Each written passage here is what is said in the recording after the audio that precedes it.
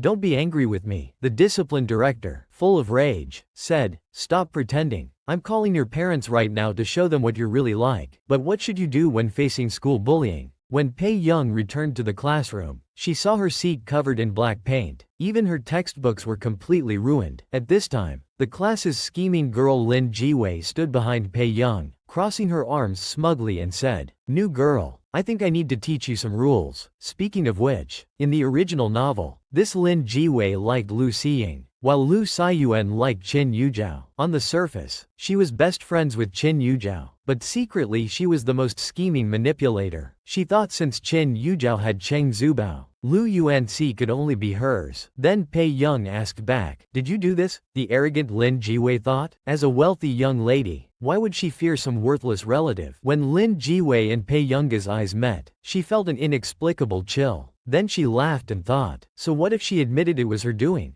Just as she finished speaking, Lu Yuanci appeared before her, saw the scene, and casually asked who did it. The scheming Lin Jiwei was stunned. What was going on? When had Lu Yuanci ever cared about such things? While she hesitated, a voice rang out from outside. "What's going on in your class? Why aren't you all in your seats? Don't you know class has started?" The foolish teacher came forward without discerning right from wrong and spoke harshly to Pei Young. "So you're the transfer student, a poor student from an ordinary university coming to Hongdu. Don't bring your bad habits here. They won't work anywhere. Sit down now." However, Pei Young didn't get angry. Instead, she smiled and invited the teacher to sit at the ink-stained desk. Before the teacher could react, she saw the mess on the desk. It had been vandalized. Who's bullying the new student? Following Lin Jiwei's cough, the teacher understood it must have been her doing. Thinking of his nephew working under Lin Jiwei's father, he couldn't really take it seriously. Pei Young saw that the teacher wasn't taking it seriously. She had to take matters into her own hands. She walked towards Lin Jiwei's seat. With a loud bang, the desk fell over. The imposing Pei Young raised her long leg, directly stepping on the desk. She said directly, "Sorry about that, classmate. I apologize. I'm in a bad mood today." Lin Jiwei and the other students' faces changed instantly. The teacher's face turned green, thinking this transfer student was too arrogant. Then came the call to parents, dialing Qin Lang, reporting that Pei Young was deliberately targeting classmates, kicking over a classmate's desk in public and defying teachers. However, Qin Lang, knowing his sister well, laughed and angrily retorted, "Stop talking nonsense. Why don't you accuse her of murder and arson while you're at it?" He then sternly warned the teacher that if anything happened to his sister at school, none of them would escape responsibility. He then hung up and continued his live stream. Unexpectedly, his streaming fans went wild. Comments flooded the screen, all thinking Qin Lang was protecting his sister, calling him "Brother Empty." Soon after, Qin Lang Empty started trending. There were always bootlickers around Qin Yujiao. Someone tried to flatter her. "Yujiao, your brother really dotes on you." Qin Yujiao was confused about why this was suddenly brought up. When she saw the trending topic on her phone, she unconsciously frowned but deliberately said, "I'm fighting with him lately. Don't mention him to me." The presumptuous Qin Yujiao thought third brother was protecting her. Little did she know that the reborn third brother already knew her true nature. That evening in the Qin family hall, Qin Yujiao was happily discussing piano with Mrs. Qin. Seeing Pei Young return, she deliberately spoke loudly to show off. At this time, Qin Yujiao began her performance again, clinging to Mr. Qin and bragging about her grades. She asked him to attend the parent-teacher meeting, and naturally got approval. Then she looked smugly at Pei Young. He naturally didn't care about these things. Qin Lang quickly followed up, carefully asking about his situation at school. At this time, Mrs. Qin called Qin Lang for dinner, but unexpectedly received an angry shout in response. "Not everyone is here yet." "What dinner?" Mrs. Qin was startled. She hadn't expected Qin Lang to rebel like this for Pei Young. Qin Yujiao was also secretly angry. Pei Young walked to the dining table and pretended to be casual. She brushed off Mr. Chin's concerns. Then the topic of the Liu family's birthday banquet came up. Mrs. Chin naturally spoke up for Qin Yujiao, her precious daughter. She mentioned that Cheng Ziwei would also attend, hoping to improve relations between the families. Unable to watch anymore, Qin Lang wanted to use this opportunity to reveal Pei Yunga's identity. Seeing Mrs. Chin's opposition, Pei Young directly expressed her disinterest in the banquet. She put down her chopsticks, wanting to quickly leave this troublesome place. Just as she turned to leave the Chin house, Mr. Chin stood up and called after her. "We don't expect you to be as smart and sensible as Zhao Zhao, but can't you at least listen to reason?" Pei Young clenched her fists and strode away while Qin Yujiao smugly watched her leave. Like a victor, Mr. Chin added a final criticism. "This is what happens when you don't raise a child by your side." The sister doting Qin Lang, hearing this, slammed his chopsticks on the table with a bang. He then got up to chase after his sister Pei Young. Mrs. Chin was puzzled. Why are both sons acting so strange lately? Meanwhile, Huo Shidu was sitting in a private room at a bar. He elegantly took out his lighter and lit a cigarette. The bar owner was bowing and scraping, asking about Huo Shiju's needs. "Master Du, are you sure you don't want someone to attend to you?" Huo Shidu had come out to avoid the old lady at home. "I'll go back in half an hour. If I don't return, I'll have to stay at a hotel." He extinguished his cigarette as he spoke. Hearing people in the private room talk about an attractive girl outside, he had a bad feeling. Just then, Qin Yu sent a message asking Huo Shidu to help find his sister. He attached a photo, and the person in it was Pei Young. She was being approached by men in the bar. In the noisy bar, a cold-faced man lazily lit a cigarette. Suddenly, a subordinate asked again, "Master Du, are you sure you don't want company?" As soon as he finished speaking, Huo Shidu calmly warned them to mind their own business. Just then, Huo Shiju's phone rang with a message from Qin Yu, Pei Younga's second brother. He was Huo Shiju's good friend, currently abroad. Having just heard from Qin Lang that his sister had entered a bar, he was extremely worried. He asked Huo Shidu to check the surveillance cameras. After seeing the message, Huo Shidu couldn't believe a young girl would be so bold to enter a bar. He then walked straight out. At the bar, Pei Young sat with her chin propped up, her eyes lazy but natural, inevitably attracting attention from men in the bar. Meanwhile, Liu Yuanxi and his friends also came to play. He looked up and saw Pei Young, thinking she was even more of a party person than himself. He turned and left. Just then, two men with ill intentions tried to approach Pei Young. Little did they know that Pei Young was a homebody who directly told them to get lost. The two reckless guys actually asked Pei Young to light their cigarettes. Pei Young calmly said lighting cigarettes was fine. "Does this cigarette remind you of the wall of your grave?" At that moment, the two men angrily called Pei Young ungrateful. Pei Young slowly stood up and dominantly replied, "I'm used to it. Been ungrateful for many years." The next second, one of the men tried to attack Pei Young. She was actually looking forward to a fight. Since they were asking for it, she'd teach them a lesson. She grabbed the man's clothes, then executed a beautiful feint, sending the man flying with blood coming from his mouth. Pei Young fixed her hair and gave a light chuckle. The young Master Lin retreated in fear, cursing his men as useless. Just then, several unknown bodyguards appeared. They told young Master Lin that Master Du wanted him to leave. When Pei Young heard it was about Master Du, she was about to slip away. She said she'd give face to Master Du and let these useless people be taken away. Unexpectedly, the next second she was grabbed by the collar by a large hand. She thought she'd been caught red-handed. Huo Shidu gently put Pei Young down. "So it's you." Pei Young played dumb and smiled slightly. Suddenly, Huo Shidu lightly tapped her forehead as punishment. "Who allowed you to come here, little girl?" Immediately, several of young Master Lin's followers began trembling. They hadn't expected this woman to be Master Du's person. Pei Young was being hit on at the bar. Just as she was about to escape, unexpectedly, she ran into her savior Huo Shibo again. Embarrassed, Pei Young looked at Huo Shibo in front of her and instinctively retorted, "I'm 19. Huo Shidu immediately questioned, "Are you in college?" Pei Young then remembered she was a repeat student. The mood changed as Huo Shidu gently stroked Pei Young's head, comforting her not to be afraid. He told her to leave with him later, saying he needed to handle something first. At this time, Huo Shiju's gaze slowly swept over Lin Jixuan. The now sober Lin Jixuan swallowed hard, fell to his knees, and clutched Master Du's leg, crying that he was blind not to recognize Master Du's person and wouldn't have dared touch her if he'd known. Unexpectedly, Master Du unhurriedly raised his hand and flicked cigarette ash onto his head. The man let Master Du use his head as an ashtray while casually saying he wanted to touch her. Lin Jixuan was terrified, his miserable screams making people's blood run cold. Finally, Du spared them to avoid frightening Pei Young. In another private room, Pei Young saw Huo Shidu walking from afar. Just as she was about to take money from her pocket to repay Huo Shidu, the next second,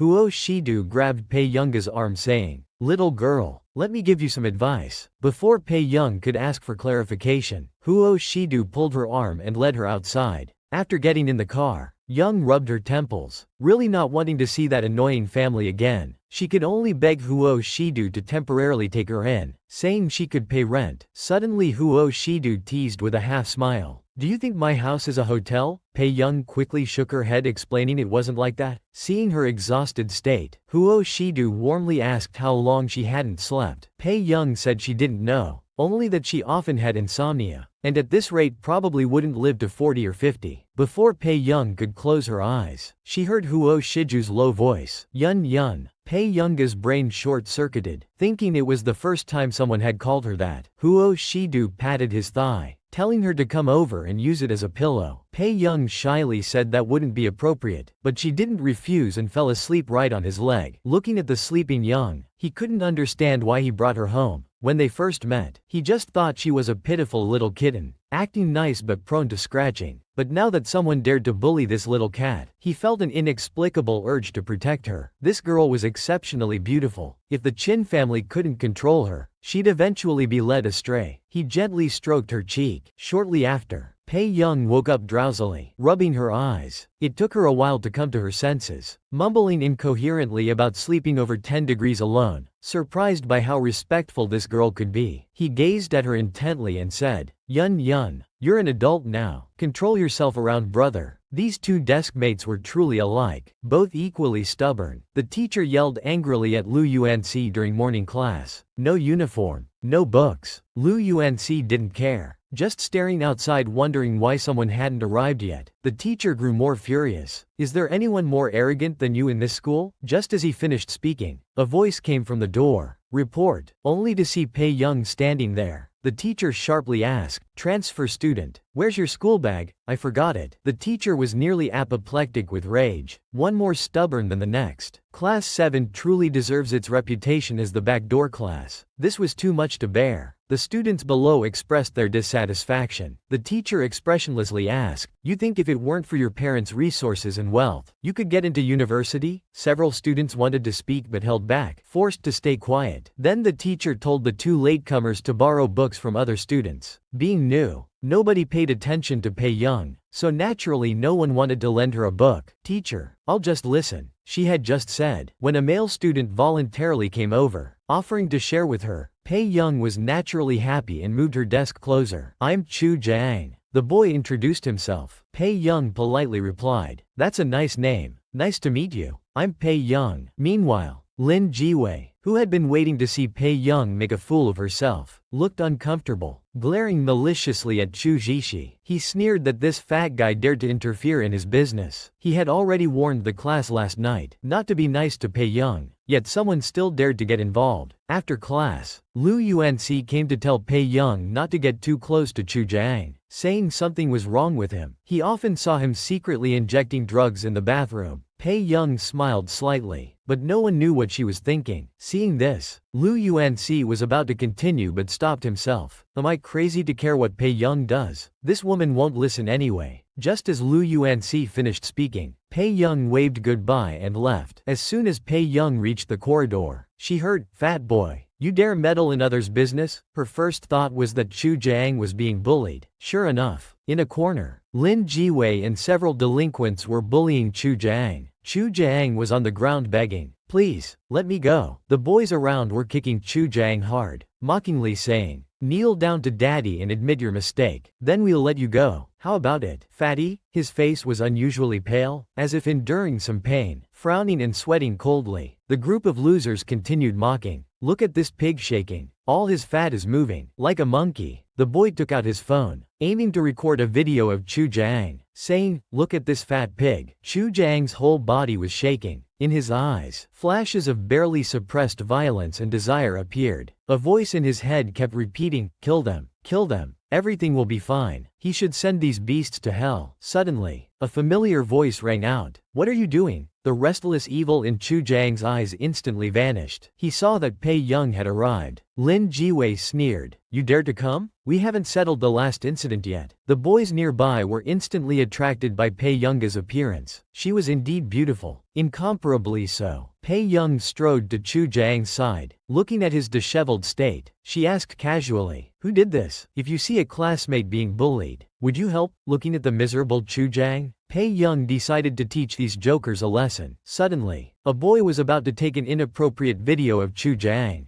gesturing to Pei Young not to interfere. But the next moment, a slender white hand swiftly snatched away the boy's phone. The boy hadn't yet reacted when Pei Young casually glanced at the video he'd recorded. Anger gradually grew in her eyes. Kids these days are so playful. Just as the boy reached to grab it back, Pei Young simply let go. The phone crashed to the ground with a bang, shattering instantly. This enraged the boy. Lin Jiwei added fuel to the fire, suggesting they make an even more exciting video of Pei Young. Chu Jiang, still kneeling, became anxious. If it was humiliating for a boy to be filmed like this, how much worse for a girl? Suddenly he grabbed the boy, telling Pei Young to leave quickly. The boy, hearing this, said violently, "Dead fatty, you dare interfere? Looking for death?" He swung his fist at Chu Jiang. Chu Jiang instinctively closed his eyes, waiting for the pain, but nothing came. He slightly opened his eyes. He saw Pei Young holding the boy's collar from behind. This scene greatly surprised Chu Jiang. Pei Young shouted, "He at least lent me his book. You want to hit him in front of me?" Then came a series of blows, while she muttered, "Trash needs to be dealt with." In just a few moves, the boy was beaten by Pei Young. Lin Jiwei said with a trembling voice, "Aren't you afraid of being expelled from Hengdu?" Pei Young turned slowly, saying impatiently, "Don't worry, you're next." Just then, Chu Jiang turned pale, struggling to breathe, showing signs of an attack. Pei Young turned to Chu Jiang's side while Lin Jiwei and his gang fled. Pei Young asked if he needed medicine or an injection. "Let me take you to the infirmary." Chu Jiang gritted his teeth, his eyes bloodshot, voice trembling. "I'll be fine after some rest." Pei Young's voice softly responded, "Unless you want me to kick you a few times to wake you up. If you're sick, get treatment. Understand? Everyone has health issues." Chu Jiang hadn't expected Pei Young to show no fear or disgust, or treat him like a monster. Even his mother had been afraid of him during his episodes. Looking at Pei Young, Chu Jiang muttered softly, "You're so kind." Little did he know that Pei Young had missed one of her part-time jobs to help him. Fortunately, Chu Jiang was brought in time, and there were no major issues. Meanwhile, in the classroom, everyone was discussing how the school bully got beaten up. A girl excitedly approached Qin Yujiao, saying, "Yujiao, isn't that transfer student your poor relative? Do you know what happened?" Qin Yujiao replied with a fake smile, "I'm not close to her." After saying this, she headed to the bathroom. At the end of the corridor, Qin Yujiao called her mother, cunningly reporting that Pei Young had caused trouble at school. Qin Yujiao smiled darkly. She wasn't doing this for Pei Young's good, but to show her mother the difference between them, proving that Pei couldn't compare to her at all. Have you ever seen such a heartless mother? When her new daughter got into trouble at school, she publicly denied their mother-daughter relationship just to save face. The boy Pei Young beat up, Qian Chengjun, had connections. His father was already waiting in the principal's office for the school's decision. When Pei Young arrived, the principal irritably questioned her, "Did you hurt Qian Chengjun?" The principal was puzzled how the Qin family could have such a troublemaking poor relative. Pei Young admitted it. Qian Chengjun's father asked what Pei Young's parents did. Pei Young frankly replied, "I grew up in an orphanage." Unexpectedly, Qian Chengjun's father gave Pei Young two choices, either drop out or kneel and apologize to his son. Pei Young fearlessly said, "Uncle, are you threatening me?" Before she could finish, Mrs. Qin arrived. The principal hadn't expected Mrs. Qin to come for a poor relative. The next moment, an angry Mrs. Qin grabbed Pei Young's hand. "Pei Young, do you not want to study at all? Just want to be worthless? I shouldn't have taken you in, causing all this trouble. How embarrassing." Pei Young coldly looked at Mrs. Qin and forcefully pulled her hand away. Mrs. Chin, please maintain your dignity. Qian Chungjin's father, surprised to see Mrs. Chin, thought, wasn't this student raised in an orphanage? He casually asked, is this student yours, Mrs. Chin took a deep breath, adjusting her elegant lady image, and smiled slightly. Mr. Qian, this is a girl I recently took in. She thought she couldn't reveal her identity publicly, couldn't let her cause trouble for the Chin family. She must get rid of her. Moreover, Mrs. Chin wanted Pei Young to bear the legal consequences, but she absolutely couldn't stay in Hangzhou, couldn't affect Yuzhou. Suddenly the door was kicked open. Qin Lang ran in breathlessly, directly challenging, what evidence do you have? Speaking, Qin Lang grabbed Pei Young's hand and headed out. Mrs. Qin was instantly infuriated by Qin Lang's actions, her face growing darker. Meanwhile, Pei Young was patting Qin Lang's hand. She admitted in front of everyone that she did beat him. Qin Lang felt deeply dejected, thinking his sister would rather face the consequences than have any connection with him. Will sister never forgive me? Qin Lang comforted Pei Young. Don't be afraid, third brother will protect you. Mrs. Qin shot a fierce glare at Qin Lang, warning him that he only had one sister. Qin Yuzhou smiled and said this matter indeed needed someone to back down. Just as Qian Chungjin's father thought he had one, 4 or 5 uniformed officers suddenly rushed in. Mr. Qian,